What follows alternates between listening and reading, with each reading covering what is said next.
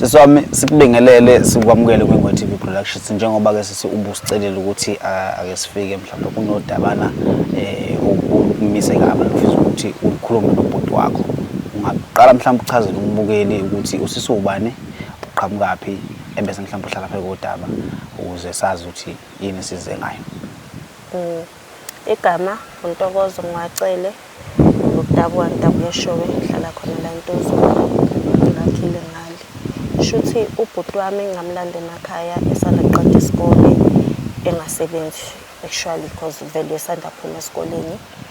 So umuntu wami esebenza emsebenzini ngase ngimkhulumela naye ukuthi ngicela if kuvele ikhala azwe ubhuti wami because ngiyazi ukuthi if umfana ungasebenzi uhlele ekhaya ku hectic ngeke abheke kumina into zokugqoka abheke cosmetics abheke isiso kumina since sisahlala ndawonye because that time sasihlala ndawonye. So ngakhuluma ke nobhuti lengizwana naye wangizwela shema kuphela inyanga wangena emsebenzini ubhuti.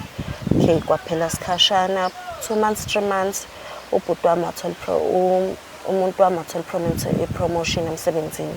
Semekhushule emsebenzini kanti ubhuti kunefile alaziyo ngomuntu wami nomsebenzi ukuthi ubhuti longizwana naye wengenazo incwadi eziphathelene kakhulu nomsebenzi kodwa just that umsebenzi wayewazi uboss ayikazi yanothisa lokho. Alright shuthi ubhuti angazi yena makwakhula isilwane noma kwenzakalani ngisethi after 3 months esebenza wathola promotion ubhuti longizwana naye wahlaselwa wabanjwa inkunzi. Okay wahlala ekhaya kuselimele ngakhona ukusebenza vele ngesikhathi esesekhaya vele emsebenzini beregister as a sick leave behole eqhubeka ehole semsebenzi ehleli ekhaya. Thena iqhubeka okay waqhubeka isikhathi into ngiyabuka akekho right. Umuntu thizena afike kumina ngibuza athi hawu manje Ntobo umuntu wakho njengoba elimele serious kangaka uzokwenza njani? Ngithi mina uzolulama because nasemsebenzini vele iyaqhubeka uyahola. Athi hayi uyazi yini ukuthi ubani abamhlasela? Ngithi mina cha kodwa amaphoyisa athi asasesha ngecala. Athi ubhuti wakho uyamethemba? Ngithi obvious phela ubhuti wami ngiqhamuka naye ekhaya sivundle sonke sodwa angeke ngamethembi. Athi shame it's a pity because wakini kodwa mina mangasayitshela iqiniso nje limsula ubhuti wakho Ntobo inyoka.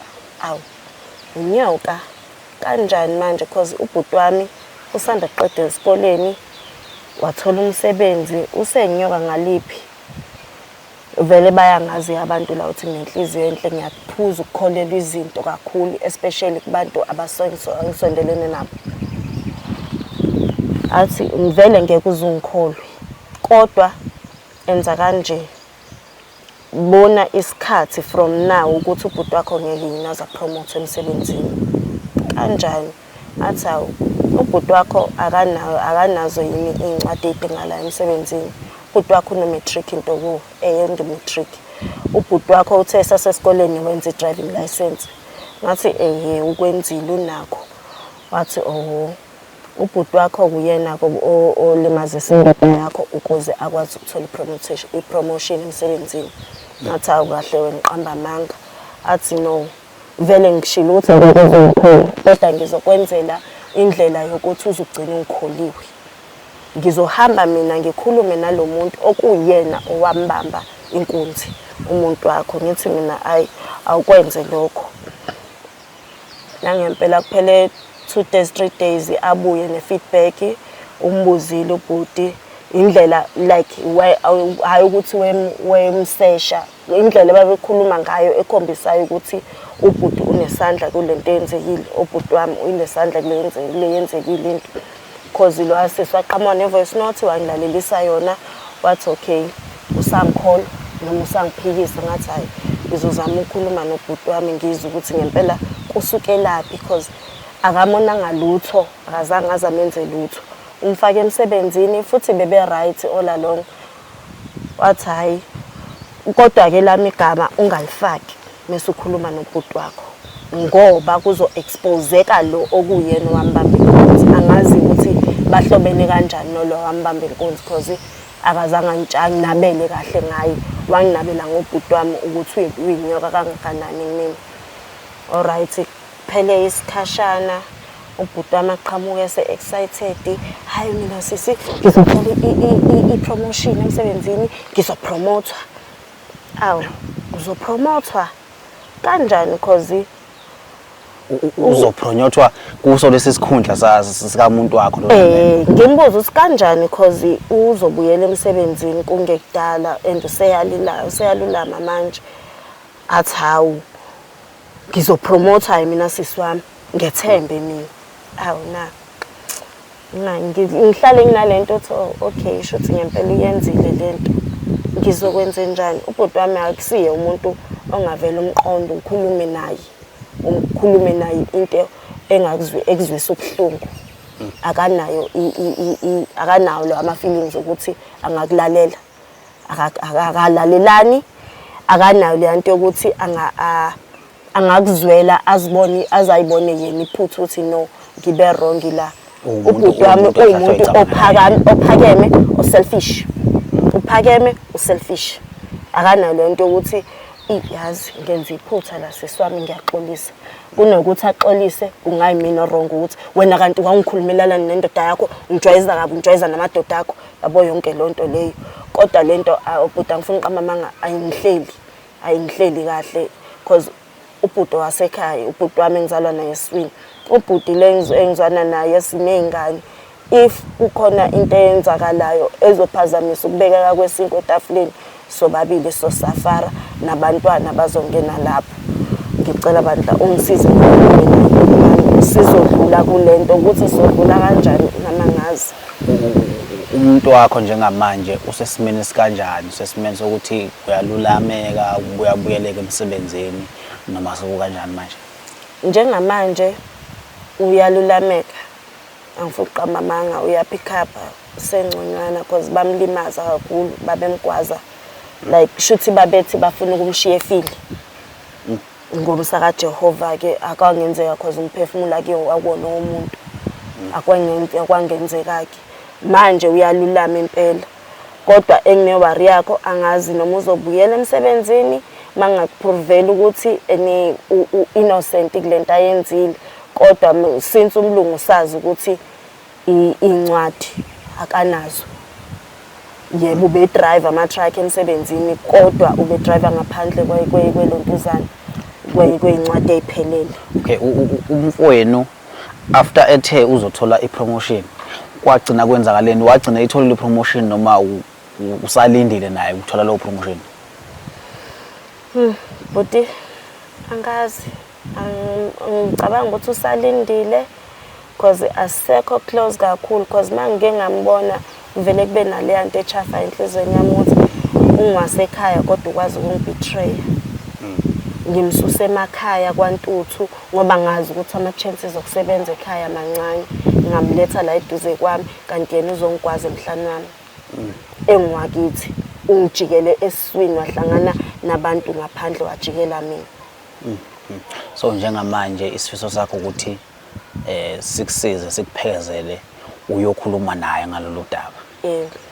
Masikhulumile sadlula because akuve kubuhlungu ukuhlangana nomuntu ombambele iqhubu, angiyena umuntu wamaqhubu. Kodwa ngiyabona lento ukuthi mina olibambile kodwa futhi idla mina kakhulu. Yena uyaphila ngalendlela aphila ngayo, uphila ngoba vele yazi ukuthi lesasilima sazi lutho mina ngizoyipromothelwa, ngizothola umsebenzi, ngizothola isikhundla esingcono nale ndoda yakhe vele ngeke isasebenza. If ngikusasebenza mawukuthi izoqhubeka vele izobuyela phansi, izobe isikhothama kumina. Yabo ukuthi akumnandi kahle kahle lento izogcina yenza uqhekeko phakathi kwethu sonke. Because ngisho even if kuthiwa siyagoduka sekhaya ngama-holiday akusezoba mnandi njengasekuqaleni. Manje sisiwami ngiyathola ukuthi ufisa ukulungisa izinto nobhuti wakho. Okay, uma kwenzeka ke sithi siyafika kuyena afika ayivume lento ukuthi ngampela uyenzile unaso isandla ekutheni umuntu wakho alimale. Then after lapha kuzobe sekwenzakalani? Uzothini ngomuntu wakho? Uzokwazi ukuthi ubuyele kumuntu wakho umchazele ukuthi ubhuti wakho wenza lento, noma uzofisa futhi ukuthi ubhuti wakho aphinde futhi aye futhi kumuntu usibalo wakhe ayochaza ukuthi kwenzeka kanjena axolisa nakuyena manje ukuthi mhlambe ke sesithi ke mhlambe ugcine exolisile kuwena?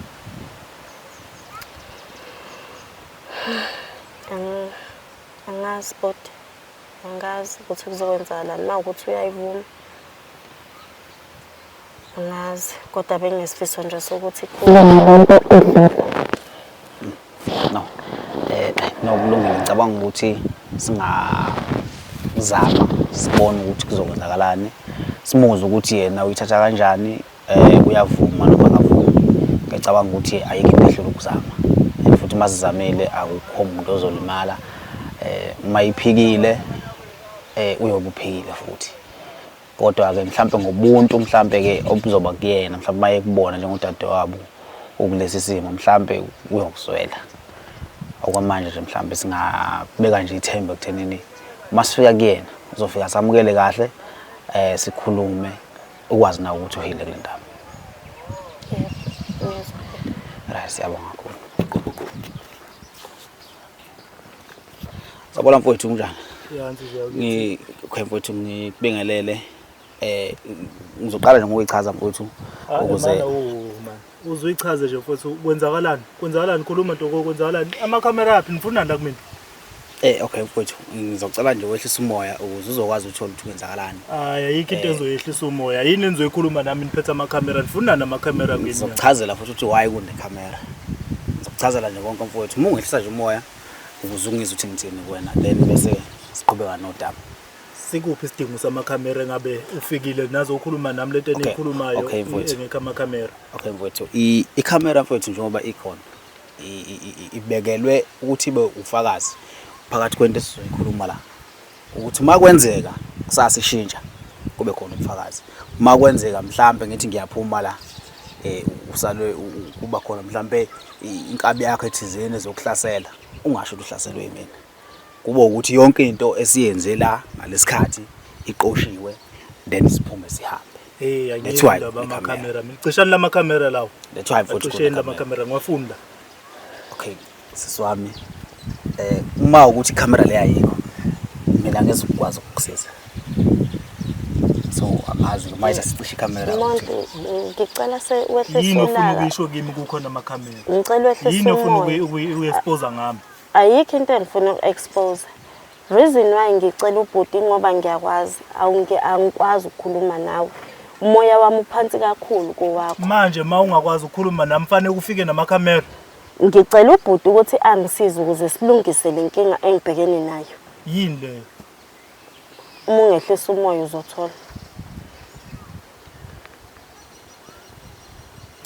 Akukho nje mfowethu okukhulu mfowethu, inkulumo nje encane mfowethu eyafisa nje ukuthi ayidlulise kuwena usisi neyilungise njengengane zandawonye. Uthe kumina ke ubhuti wakhe usemakhaya ucelela usibalo wakhe ukuthi ke uthole umsebenzi. So into nje encane mfowethu afisa nje ukuthi nidlule kuyona ukuze nje yona lento ofisele yona emakhaya ukuthi uzongiveza kumakhamera. Uzothina uma wengane zami emakhaya mase ngibona kumakhamera? Kodwa ukuba alenzekanga leliphutha lenzekile phakathi kwakho nobaba wengane zami nami ngibengekaze bekhona amakhamera. Yiliphi lelo phutha okhuluma ngalo manje? Okay mfowethu ngicela ukuthi mfowethu mhlambe sithole indlela ethile mhlambe ukuze sizolikhuluma kahle, singalikhulumi bume noma khona nabacela besilandela besibuka nje. Yabo ngicela ukuthi mfowethu sithole nje indlela ukuthi sihlale phansi, makuthi sihlala phansi solukhulume kahle lolu daba. Kodwa ayikho into engizoyizwa kusakhona amakhamera mfowethu. Kulungile mfowethu, sizokhuluma amakhamera evaliwe akunankinga, sizowavala. Kodwa ngifuna lento yenzayo. Right. Njengoba bese sike sachaza futhi ukuthi usisi wakho uthi khona udaba mfowethu afisa ukukhuluma nawe. That's why ke ecele mina noma ke mhlambe ecele i-team yeNgwe TV ukuthi isondele imphekezele ngesathi ukuthi ukuthola kunzinyana ukuthi akhulume nawe kuze umuntu onomoya ophezulu kunaye. Manje mfowethu uqonda ukungitshela ukuthi wena uzokwazi ukukhuluma nami ngalento enizokhuluma ngayo engingayazi futhi engingahlangene nayo. Okay mfowethu, imvamisa mfowethu ngivamisela ukukwazi ukukhuluma nabantu. Angeke ngize ngikugaranti ukuthi ngizokwazi ukukhuluma nabo, but ke ngivamisile ukukwazi ukukhuluma nabantu, more especially makusuke kuyizinto ezithinta umndeni, because ngiyacabanga ukuthi nawe njengoba umuntu wesilisa ekhaya uya-understand ukuthi kubaluleke kangakanani ukuthi ube nobudlelwane nomndeni wakho. Ngiyakuzwa lokho mfowethu. So angicabanga ukuthi usungaba nzima ngaleyo ndlela kudadewenu. Ngicabanga ukuthi ngingamtetela mfowethu asendlalele kancane ukuthi kungani zila. Yini vele ayifunda kumina into ko? Lokho ufunani kimi? Okay. Seswami ake ngileze ithuba usendlala lesitory ukuthi kungani ufisa ukukhuluma nobhuti wakho noma yini lo ufisa ukukhuluma naye. Yebo, ngiyabona. Mondli, into engifuna sikhulume indaba yokulimala kwabantwana. Ngihlangana laphi mina nokulimala kwabantwana? Ngilinde. Mama, angisho ukuthi lokho engizokusho ngiyablackmaila or something. Ngakususa emakhaya ngoba ama-chances okusebenza ayengekho. Njengoba ama-chances omsebenzi emakhaya engekho akusondeza la. Ngakhulumela kwabantwana ukuthi uthole umsebenzi. Wathola umsebenzi. Uthe ususebenza. Abantwana walimala. Mina ngena phi ke pho lapho? Ngoba ngiyakuzwa uyachaza impela ukhuluma nodaba zokuthi wangisuse emakhaya wangitholela imisebenzi kuSibari. Mina ngihlangana napho nokulimala kaSibari. Mondli uhlangana ekuthenini ngisole ngathi wena owakhalela mana kusho ukuthi mina ngingathumela abantu ukuthi beyobamba uSibari. Kuyena wangifaka emsebenzini ngobani? Ngiyahlanyana nathi mina ekhanda. Ngoba ufuna ukuba promoted emsebenzini. Ngifuna ukuba promoted ngoba ngifika nje emsebenzini sengizopromotewa ngoba ngenzeni mina. Ngigeza ngani? Ngeza wenza pink. Okay. Asehliseni umoya, Mfowethu. Akukaze kwenzeke yini ukuthi ufike kudadewenu umtshela ukuthi wena uzopronyotwa after uSibari wakhe limele? Hayi akaze ngiyenze into enjalo. Ngangiyenza nini? Mondli 2 weeks back kade wena uzojabula endlini uzongitshela ukuthi wena uzothola ipromotion. Ilento okwekhuluma nabantu ngaphandle. Akwenzekanga yini? Ngithi into zala ekhaya iphelele ekhaya. Akwenzekanga yini? Ukusho lokho ngakusho. Kodwa phela ngishonga ukuthi mina ngalimaza uSibari. Okay. Useswami uthe kumina kunomuntu owafika wakutshela wena ukuthi ubhuti wakho unesandla ekulimaleni ukababuye ngani zakho. Yebo. Okay. Wathi lo muntu wathi ucela ukuthi angavezwe igama, right? Yebo. Okay, ungamchazela mhlawumbe ukuthi lo muntu wayeyithole kanjani leyo nto aze azotshela wena. Uchazela ubhuti wakho ukuthi lento lena lo muntu wakutshela wena wayeyitholephi. Usisi lo wangitshela ukuthi unesandla ekulimaleni kwababengane yami. Mana Ngizwe. Ngilalele, cela ulalele. Akaze ngikutshela ukuthi ungathathi izinto ezitshelwa abantu ngaphandle uzoyifaka la ekhaya. Ngoba lokho kuzosixabanisa kumndeni. Kwenzakalani kumanje? Akaze ngitshela into enjalo. Kanti wena ukwenzanga yini? Ukwenzile noma ukwenzanga? Lezo zinto mina. Pho ubandanya kanjani ekulimaleni kwababengane yami? Ngihlangana naphi nokulimala kwabantwana? Lokho engifuna ukwazi. Okay, mfowethu. Udaba mina engilitholile. Ngithole ukuthi kunomuntu ofike nodaba kusisi. Wamchazela ukuthi wena uthinteka kanjani ekulimaleni kukababuye ngani zakhe. Lo muntu lo udaba ulithole kumuntu okuyena owamlimaza ubabuye ngani zakhe. Lowo muntu lo uthuba lo muntu olibekayo udaba lokuthi uwena umuntu othintekayo ekuthenini uthuba yena ke lo muntu walimaza uSibari ke sengifuna ukwazi yena. Leyo nto ke athe ucela ukungavezwa kuyona because ekugcineni kosuku yena ufuna ukusiza usisi. because uyambona usisi wakho ukuthi uhlukumezekile ngosibari wakho and wena uyazi ukuthi kwenzakalani. Ngiyizwa lento enichazayo. Angiyizwa mhlangene nje futhi nalowo nto leyo. Okay ke Mondlo. Yimi nobani omunye, yimi nawe nobani omunye obewazi ukuthi ubabantando uyasebenza emsebenzini kodwa akanazo incwadi eziphelele zasemsebenzini. Angazi. Edingala. Ufuna ukuthi mina kusho ukuthi ngithe emsebenzini abamlimaze ngabe isemsebenzini noma abamlimaze endleleni ngihlangana mina nalowo nto. Wena awukwazi uzuqasha abantu ukuthi balimaze babantando. Ngibaqasha ngithatha imali. Ngisano 3 weeks emsebenzini. Ngisano 3 months emsebenzini sengithatha imali oqasha abantu bezobamba inkunzi manje. Nginenkabi mina la eThekwini ngifika ngazi umuntu mina. Awazi umuntu. Ngazibala eThekwini. Awazi umuntu. Ubani engibazi. Abangani bakho labo skima nabo lana. Abangani bami basemsebenzini nje. Usho ibone ngibathumile. Usho ukuthi ibona abangani bakho ke laba beze nestori sokuthi wena uyathinteka kuleyo ndawo. La abantu wena oskima nabo othi abangani bakho. Ibona laba abaphinde bafika nodaba kusisa ukuthi wena uyabandakanyeka ekulimaleni kaSibari wakho ngoba wena ufuna ipromotion le aphronyotelwa yona angenawo amaphepha ayo. Yazi nina ngihlanyela mina. Okay, ipromotion wena leyo kade uthi uzopronyotwa kuyona. Akusona isikhundla lesi Sibari wakhe kade sebenza kusona before alimala. Ubevele esebenza kusona. Kupronyotwa kanjani wena after kulimale yena? Yena ebelulama esazobuyela emsebenzini. Phela lokho kuzabe nikubuza abayilungu ke mina ngihlangane naloo nto leyo. Abelungu angiqashanga mina. Okay mfowethu. Abelungu sebekuthatha apho ukuthi uSibari wakhe akana amaphepha. Ngihlangana after 15 years esebenza. Ngazi ngani ngihlangana. After 15 years esebenza. Ngoba sekufike wena after 3 months sekuphela konke. Ngoba phela sekufike ilanga lathatha wonke amazolo ematshebe otshanini sekufike wena kwaphela konke. Ukusho ukuthi mina engithathe indaba zakho ngazisemsebenzini. Wena ongitshela ukumanje ukuthi uzwe ngabantu ukuthi angithi mina ngiyatshela ukuthi umngane wakho owuyedwa wabo limazi babantando othe akangakhishwa. Ngeke ngize ngitshela abantu mina ukuthi ngizwe ngobani ukuthi wena ubandakanyeka ekulimaleni wabangane yami. Sengakususa ekhaya mntaka mama ufike uzongijikela eThekwini. Sengakususa ekhaya ufike uzongijikela la eThekwini. Ngibuyele ekhaya yabo. Lokho sengaba i-decision yakho nobunja bakho. Ngiyinja mina. Ubunja obenzile. Uqonda ukuthi ngiyinja. Angishongo ukuthi uyinja ngithe ubunja.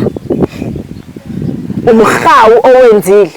Kulungile. Ube nenhliziyo ende awunelisekanga kulokho okufikile kuwena ngoba akuve kunzima ukuthola umsebenzi la ngaphandle. Bengibone ngani mntamama? Bengibone ngani? Ngixolise. Ubona ukuthi ngcono siphuca isinkwa. Asiyenze ibe easy lento yabo. Angiphekhe ikhwama zami namhlanje ngibuyele kwelakithi eshop. I-decision yakho leyo. Ukuze phela sizophuma kulento le ngihlala ukukhuluma. I-decision yakho mina bengithi ngizokhuluma kuwe sikhulume lento sidlule kuyona. Mfowethu usungaze mfowethu uncamela ukuyeka umsebenzi ngento ebingalunga mangabe kukhulunywa. Ukuthi mfowethu angizwa lento ayishoyo lo sisi. La manje ukushuthi kahlahle uthatha izinto azizwa ngabantu ngaphandle angenayo ishow ngazo. Uthi yimini engizenzile. Uyithatha uyiletha la ekhaya. Into engamtshela wona ngifike ngathi asingangeni abantu bangaphandle. Asihleze siyi-united. Okay ke. Uzozizwa kanjani mangithi ngizothatha lobufakazi enginabo. Ngiye nabe police station bokuthi wena uyabandakanyeka. Wena uzobe usukhipha labantu obathumile. Awubahambise yabo. Mina ngaleso sikhathi ngibe ngiphekhe impahla zami. Awukwazi phela ukubaleka. Angibaleki. Awukwazi phela ukubaleka lokho. Ngilinde ngiye namaphoyisa ukuze uzozichaza kahle ukuthi lento kanti wena ungena kanjani kuyo. Ingakho kwasekuqaleni uhambe wayolanda abantu bamakhamera. Ingoba bengifuna phambi kwamakhamera. Ufuna kwazizwe lonke ukuthi sixabene la ekhaya sakuyasizwana manje. Uba uthazizweni. Kumanje ukukhombisa ukungazwani nami. Mina senginesikhathi eside ungakhulumi na ungangikhulumisi singazi kwenzakalini. Okay mfowethu. Kodwa agcina ukuzongivashela la yini. Okay mfowethu. Ngalesikhathi wena ugcineni ngiyongivashela ngathi. Ngalesikhathi yena ke engakukhulumisi. Imapha amagxathu wena owathathile ukuthola ukuthi kungani engakukhulumisa. Mina mfowethu uyifa umuntu eveza ukuthi akangifuni eduze kwakhe. ngiyaye ngihlehle eduze kwakhe because ngisuke ngingazi ngingahlangene ngingacabanga ukuthi futhi ngingane nento ekufanele ngiyenze ukuze ngisondelane naye. Umuntu mayehlehla kumina kodwa lo muntu esikhuluma ngaye akusiyena umuntu nje udadewenu lo. Angikuphiki lokho udadewethu. So udadewenu uma ngabe kukhona inkinga abhekene nayo uthakabhekana nobani if wena uthi uyayiqhelisa kuyena? Ngoba ngisho nje namanje mfowethu umuntu mayiqhelisa kumina angikwazi ukuthi ngiye kuyena ngizoya kanjani kumuntu oyihlehlele yena kumina ngazi ngani noma imina enginenkinga kuyena. Ingakho ngiyayikhetha isinqumo sokuthi angivele ngiphume nami. Okay mfowethu ukungangizwa mhlambe njengomuntu njengamanje mhlawumbe uthatha amasayidi, but ngicabanga ukuthi njengomuntu wesilisa wena umuntu okufanele ukuthi a-check-e udadewenu kakhulu ngoba ngicabanga ukuthi ukubuyela ekhaya wena mhlawumbe umuntu esingamcishe simbiza ngenhloko noma ngathi ubaba usekhona noma kuthiwa mhlawumbe ubaba akasekho, but usisi wakho ufana nenhloko njengoba nina eThekwini. So awukwazi ukuthi usisi wakho mangabe engakukhulumisi bese uthi nawe hayi nami ngizomkhulumisa.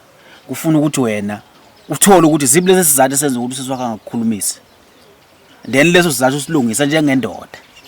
Uyabona mfowethu ezinye izinto empilweni uyongayi-understand. Mina ngilo umuntu lo othi umuntu mephume kimi angingalokho ngiyisondeza kuyena kusho ukuthi ngimbangela isicefe mayihlehla kimi. Ngisho ngabe igazi lami. Okay futhi ngithanda futhi silungiselele ukuthi umuntu mawuthi umuntu ingakho ngithi namanje ingisho ngabe igazi lami ngiyaye ngikhetha ukuthi kusho ukuthi ngoba vele ngimbangela isicefe ingakho ephume kumina angalokho ngimhlohla ukuthi eze ekhuluma ukuthi kwenzakaleni engasakufuni. Okay angiphume kuyena. Mfowethu uyacabanga ukuthi lento eyehlele usibalo wakho ingakwehlela nawe ngelinye ilanga?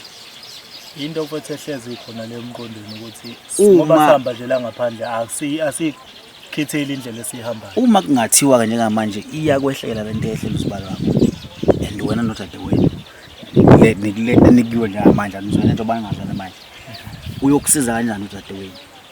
Ngoba umuntu wokuqala wena mawulimala oyothinta udadewenu, umuntu wokuqala futhi mangabe kulimala udadewenu oyothintwa kuwena. Uma ukuthi ke anizokulungisa njengamanje lokho okuphakathi kwenu uthi niyokwazi ukusizana kanjani? Mfowethu kulokho ke angazi. Ngicabanga ukuthi ke after lokho ngiqeda ukusho manje uyasibona isizathu sokuthi kungani dadewenu la. Ya ngiyasibona isizathu. Njengamanje mfowethu into ebingidina kakhulu yini engayizelanga yena wazokhuluma nami. Mfowethu kunokuthi engithola kubantu engingakuzwa kahle. Njengamanje mfowethu uyabona ukuthi since sifikile la udadewenu uyamehlula ngamagama. Njengoba sikhuluma njengamanje sikhuluma ngoba ukhuluma nami awukhulumi naye. Ukuba ukhuluma naye ngabe siphelile lenkulumo. Uyayibona lento? That's why ke eze wathi akube khona mina ngizokwazi ukuthi nikhulume niyilungise lento njengengane zandawonye. Akazili ukuzolwa nawe uzofuna iqiniso ngento eyenzeka.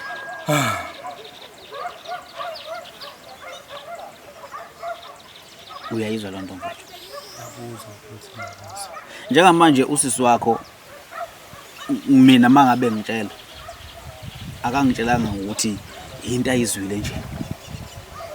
Wadlalwa ngisho irecord.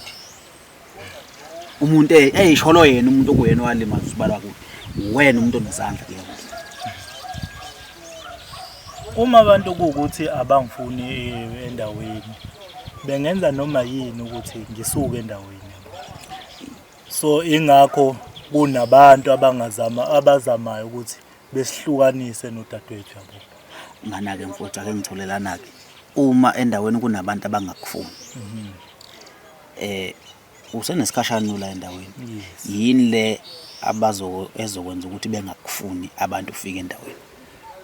Mfowethu kunezinto esihamba si-experience empilweni. Mfowethu mina ngifika la endaweni ngimsiza kakhulu udadewethu esenkingeni. Uyazi naye nawe. Ube nendoda ebimhlupha. Ngamlwela kuleyo ndoda yaphuma kuyena. abantu abaningi bebeyithanda leya ndoda kuyena. Akusiwo wonke umuntu obethi indoda kaNdlovu iyamhlupha. Angikuthandi lokho. Bonke abantu bebehambiselana nokuthi angithi indoda kufanele ibe ngaphezulu kwentombazana. Bebehambiselana nalento ebiyenzeka. Ngafika mina ngakushintsha lokho. Wonke umuntu emva kwalapha kuphindanga ngaba nomuntu engizothi nje mhlawumbe mangiphuma la ngaphandle xoxisane naye ethi hayi mfowethu hayi kumnanda ke sibambe noma nanku ukudrink cha. Emva kwalapha akaze ngibe nomuntu okanjalo. So uchaza ukuthi kungaba yileso simo esenza ukuthi bafuna ukuthi baniqhathe. Bafuna ukuthi usisi wakhe abuyele kuloya muntu. Yes. Kungaba kanjalo. Dadewethu uthini ukuphawula kwakho kuleyo ndawo?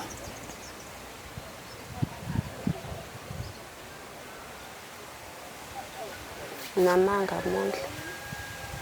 Yebo kungisiza ungisizile ungikhiphile eGibhithe mntanami.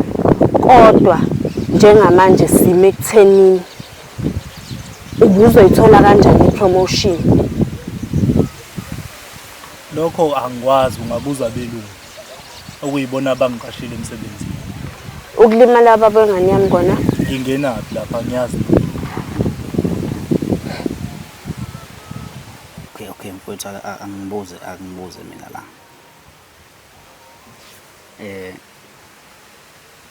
Ngalesikhathi ufika uzosho ukuthi uzopronyotha.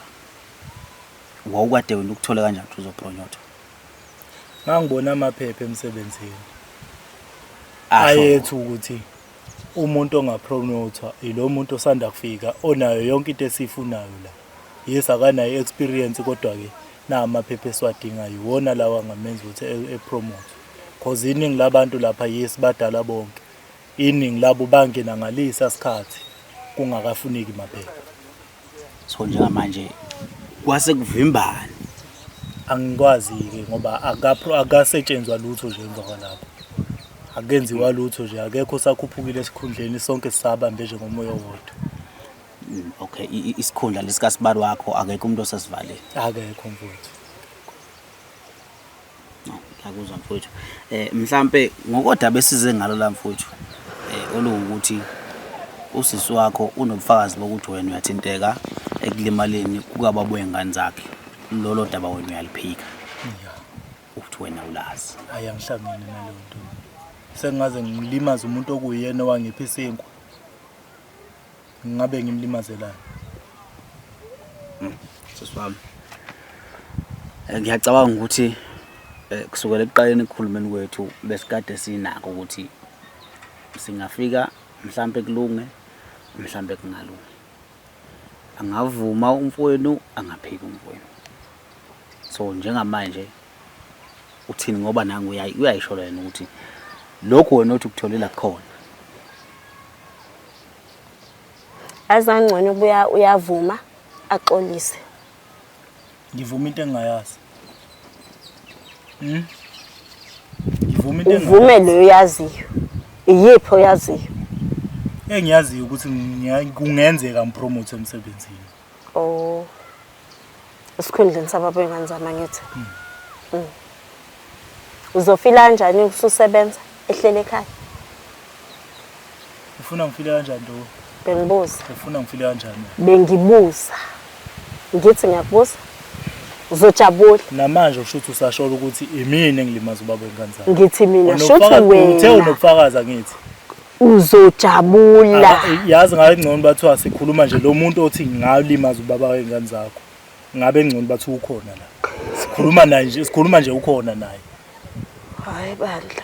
Uthi umnganama umusho futhi igama lakhe. Hayi bandla. Okushuthi mina ngihlezi ngithi nginabangani abahamba bekhuluma indaba abangazazi. Ingoba nami bengihleli ngithi nginobhuti. Okushuthi angisiyo ubhuti wakho manje. Engami mina bengihleli ngithi nginobhuti kanti ngihleli nenyoka endlini. Isivukile angiqhofoza ikhanda ngingaboni. Okay seswami. Kunganjani? Usemfonele lo muntu. Okuyena owafika nalolu daba kuwena. Noma mhlambe ukumfonela uzophinda usabela ukuthi kuzomexpose kumfowenu. Umfonela kuzomexpose kumfowethu.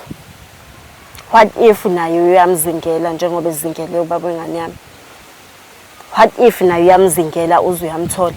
Ngoba njengoba esho ukuthi imali isakhona. Okay, so njengamanje njengoba esho wethi akayazi lento. So isiphi step ucanga ukuthi mhlawumbe singalandela kusuka manje? Okusho ukuthi I have to live with a faith ukuthi nginopusi, anginabhuti, anginasisi, ngihleli nenyoka endlini. Phofu ke ngayilanda mina lenyoka ukuthi ayizongiqhofoza. Ingakho siswami ngithe njengamanje asenze kube easy. Ukuze ungayitholi uhlezi nenyoka endlini, uhlezi ungenabhuti ungenasisi. Angibuyele kwantuthu. Ngibuyele kwantuthu ngaphendula ngathi sekuyi decision yakho leyo, mina engahlangene nayo. Mina bengifuna ukuthi sikhulume lento, iphele lento, siqhubeke nempilo. Sizoqhubeka kanjani nempilo dadewethu ubungisola ngokuthi imini engilimaza indoda? Ilento ke ngisho ukuthi bengifuna sikhulume. Vele manje ayisadlulanga ngoba awuvumi, awenzi lutho. Nakho ke dadewethu sengiyavuma ngithi imini engakwenza lokho. Usazongithemba kanjani kukho konke okuzokwenzeka empilweni?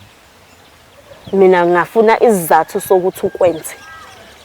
Wonke umuntu unezizathu zakhe ezithiyene ukuthi ebese uyakwe ukwenze kanjani. Wonke umuntu deserve a second chance. As long uzothi usuyithola i-second chance yakho leyo bese uyasebenza kanzima ukuze uthembakale futhi. Mina bengithi ngikupha lokho njengobhuti wami, njengegazi lami, njengomfowethu engamshiyela ibele ngavundla naye eswini. Bengithi ngikunika lokho ukuthi ngikunika i-chance ukuthi ukhuluma uthi hayi dadewethu kwenzeka ngo1 no2 no3. Ngenxa ka1 no2 no3 ngayithola sengisesimoni esinje. Since ke wena ungafuni ukuphumela obala, shuthi sizophila kanje. Okumbi kuzogcina sekukhona ongasagoduki ngoba ngesigoduke kanye. Ngesiye ekhaya sobabili kanye singakhulumisani. Sogcina singangenelani. Sogcina umunye angakwazi ukukhala komunye. Kanti ukuthi ngikhulume lento ukuthi bengifuna ukuthi sidlule. Siqhubeke nempilo. Magoduka kuye ekhaya kufike kube mnandi njengakude kumnandi ekuqaleni. Kodwa konke lokho bekufanele ukuthi umuntu umonile kufanele akhothame phansi axolise. Bese exoliseni kwakhe uyafunda yakhombisa ukuthi ngilibonile iphutha. Ukuze uzame ukuthi uphinde ugene i-trust. Trust phela uvela iphiwe uyayisebenzela. Hayi mfowethu, ngicabanga ukuthi nami sengigadleze ephuka mfowethu. Ngigadleze ephuka mfowethu. Uma ukuthi la uthi awazi kodwa futhi manje udadewenu nabo ubufakazi. Ayi usho ukuthi mfowethu awuzimisela ukuthi kube khona okukhulumayo. Ngicabanga ukuthi mina ngingabhedela mhlawumbe kini mangokuthi mhlawumbe kuyenzeka kukhona mhlawumbe okunye nisafisa ukuthi mhlawumbe ngibe khona nginsize khona ngiyophinde ngibe khona futhi kodwa nje okusuku namhlanje hayi mfowethu ngicabanga ukuthi mina ngiyaphela la. Sekungawukuthi mhlawumbe ukubhuti khona mhlawumbe afisa ukudlulisa kusisi wakhe and then sibonge sicela indlela.